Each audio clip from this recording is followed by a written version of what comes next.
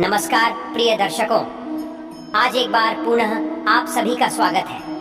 प्रिय दर्शन को आज का हमारा यह प्रसंग बड़ा ही ज्ञानवर्धक है और बड़ा ही प्रेरणादायक है। श्रोताओं, चरित्रहीन स्त्री के लिए, बदचलन स्त्री के लिए अपना धर्म, अपना कर्म और अपने लोग हमेशा से ही पराये होते हैं। कहते हैं कि जो स्त्री अपने परिवार को, अपने लोगों को और अपने धर्म को नहीं मानती है, समाज में लोग उसे बदचलन ही कहते हैं।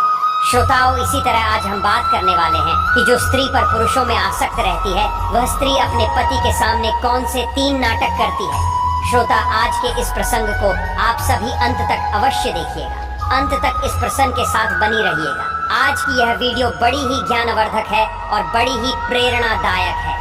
आज की यह वीडियो आप लोगों को बहुत सिखा कर जाएगी। साथ ही श्रोता बंधु, अगर आप इस चैनल पर मेहमान बंधु बनकर आए हैं तो चैनल को सब्सक्राइब अवश्य कर दीजिएगा, क्योंकि आपका एक सब्सक्राइब हमारे लिए काफी मायने रखता है। आपके सब्सक्राइब करने से हमारा मनोबल बढ़ता है। साथ ही श्रोता बंधु, आप केवल हमारे दर्शक ही नहीं, आप हमारे परिवार की तरह हो और आपके एक सब्सक्राइब करने से हमारा परिवार बढ़ता है। इसलिए चैनल को सब्सक्राइब अवश्य कीजिएगा।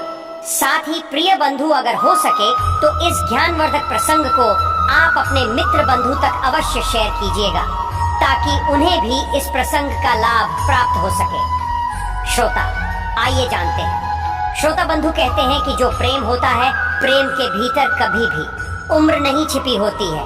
कहते हैं कि जो सच्चे प्यार करने वाले होते हैं, वे न तो उम्र का लिहाज करते हैं, न ही धर्म का लिहाज करते हैं और न ही अपनों का लिहाज करते हैं। श्रोता, इसी तरह एक बार की बात है, एक नगर में एक बहुत ही धनी सेठ रहता था। श्रोता बंधु, वह सेठ करीब अपनी 60 वर्ष की आयु को पूरा कर चुका था, यानी कि वह आधा वृद्ध हो चुका था। अपने जीवन की आधी आयु को वह सेठ जी चुका था। सोता इसी तरह इस उम्र में भी सेठ का विवाह नहीं हुआ था, परंतु सेठ चाहता तो अपनी बेशुमार धन दौलत की वजह से कहीं से भी विवाह कर सकता था।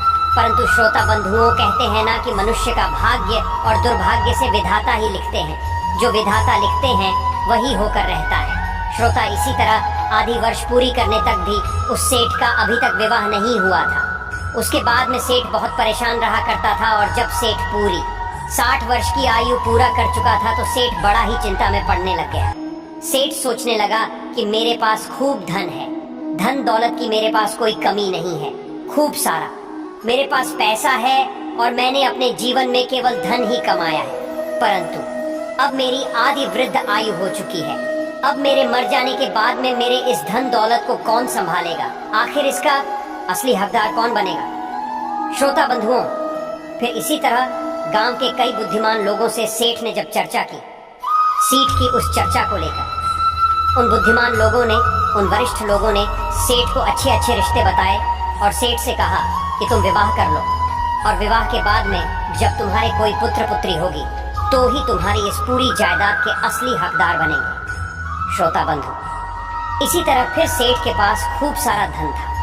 धन की सेठ के पास कोई कमी नहीं थी तो सेठ अपने विवाह योग्य लड़की देखने के लिए चला जाता है। श्रोता, जब लड़की के घर सेठ जाता है और अपनी वधू को देखता है, अपनी पत्नी को देखता है, तो सेठ की पत्नी करीब 20 वर्ष की एक नई युवती, एक स्त्री थी, एक लड़की थी।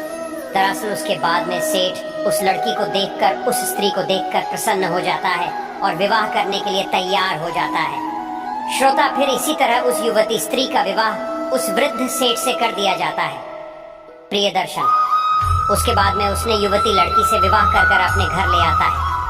जब सेठ अपनी पत्नी को अपने घर लेकर आता है तो दूसरे दिन ही सेठ अपनी पत्नी को अपने घर की सारी जिम्मेदारी सौंप देता है। श्रोता, फिर इसी तरह जब रात्रि का समय होता था और सेठ जब अपनी पत्नी के पास समागम करने के लिए जाता था तो उसकी पत्नी उसे आसपास भी नहीं रहने देती थी, क्योंकि वह वृद्ध था और दुरुस्त। दोस्तों, कहा जाए तो उस सेठ की उम्र उस युवती लड़की के पिता के समान थी और देखा जाए तो यह एक पाप के समान ही है। श्रोता बंधु, उसके बाद भी जब सेठ की वृद्ध आयु को देखें, वह स्त्री पूरी तरह लड्ड खद्धा जाती है तो वह उसी के पास वाले एक सेठ के लड़के से प्रेम कर बैठती है। उसके बाद भी सेठ को वह स्त्री अपने आसपास भी नहीं आने देती है, अपने हाथ को भी नहीं छूने देती है।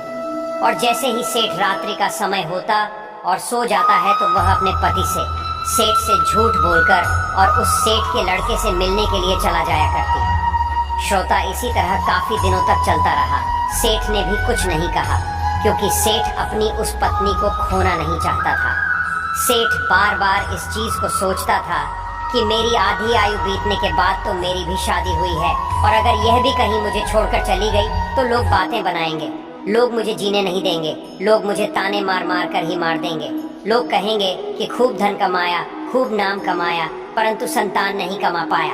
श्रोता, इसी तरह सेठ से कुछ नहीं कहता और उसकी पत्नी, सेठ की पत्नी, रोजाना नए नए वस्त्र खरीद कर लाती, सेठ के कमाए हुए धन को खूब उड़ाती। श्रोता, फिर जैसे ही सेठ अपनी पत्नी की लगाम कसने को करता, अपनी पत्नी को थोड़ा भी डांटता, तो सेठ की युवती स्त्री, वह पत्नी उसे उसकी वृद्धावस्था का बार बार हवाला देती और उससे कहती कि अब तुम्हारी वृद्धावस्था हो चुकी है, तुम मेरे लायक नहीं हो, परंतु मैं तुम्हारे इस वृद्धावस्था में भी तुम्हारा साथ दे रही हूँ। यही बहुत बड़ी बात है। श्रोता, उसकी बाद में सेठ अपनी पत्नी से ही बहुत परेशान हो चुका था। श्रोता बंधु, उसके बाद भी सेठ एक दिन जब अपने नगर में घूमने के लिए जाता है तो उसको उसके कई सारे वृद्ध मित्र मिल जाते हैं। जब सेठ को सेठ के मित्र मिलते हैं तो सेठ के मित्र सेठ से कहते हैं कि अरे भाई, तुम्हारी अभी अभी नई शादी हुई है, तुम्हारा अभी अभी विवाह हुआ है, परंतु तुम्हारी पत्नी तो रोजाना रात्रि को उस सेठ के बेटे के पास आती है, तो भाई आखिर ऐसा क्यों हो रहा है? प्रिय बंधु, उसके बाद में सेठ उनके पास और देर नहीं रुकता है। सेठ अपने मित्रों की इस बात को एक ताने के समान ही मानता है। उसके बाद में सेठ जैसे ही अपने घर आता है, अपनी पत्नी को देखता है, तो सेठ अपनी पत्नी से साफ शब्दों में कह देता है कि सुनो, अब मुझे तुम्हारे साथ नहीं रहना है और मैं चाहता हूँ कि अभी और इसी वक्त तुम मुझे छोड़कर अपने घर चली जाओ, अपने पीहर चले जाओ। मैं जैसे पहले था मैं वैसे ही अब भी रह लूंगा। मैं केवल तुम्हें अपनी संतान को इस दुनिया में लाने के लिए लाया था, अपने इस वंश का वंशज चलाने के लिए लाया था, परंतु तुम मेरी इस विवाह करने की सबसे बड़ी गलती का फायदा उठा रही हो। श्रोता बंधु, उसके बाद में वह सेठ अपनी उस बदचलन पत्नी को वहां से भेज देता है और अपनी सारी जमीन जायदाद, अपने सारे धन को गरीबों में बांट देता है और फिर सादा जीवन जीने लगता है और भगवान की भक्ति में लग जाता है। श्रोता, वह बात करते हैं कि जब स्त्री गैर मर्दों से समागम मनाती है, गैर मर्दों से आसक्त होती है, तो अपने पति के सामने, अपने परिवार के सामने कौन से 3 नाटक करती है? श्रोताओं, पहला, जो स्त्री पर पुरुष में आसक्त होती है, वह अपनी पर अपने प्रेमी को अपने घर वालों के, अपने पति के सामने अपना कोई मित्र, बंधु या भाई बनाकर ही पेश कर देती है, क्योंकि उसे केवल अपने प्रेमी के बारे में ही सोचता है, अपने धर्म के बारे में नहीं सोचता है। और श्रोता, किसी ने सत्य ही कहा है, जो स्त्री पर पुरुष में आसक्त होती है, जो वेश्या रूप धारण करती है, वह कर्म धर्म सब कुछ भूल जाती है।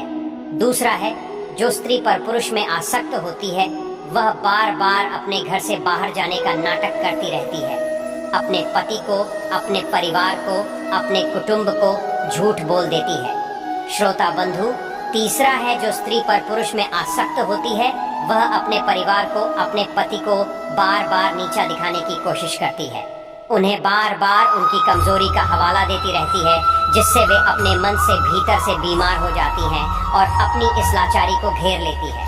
तो श्रोता बंधु, जो स्त्री पर पुरुष में आसक्त होती है, वे 3 नाटक अवश्य करती है। यह प्रसंग आपको कैसा लगा? कमेंट बॉक्स में अवश्य बताइएगा।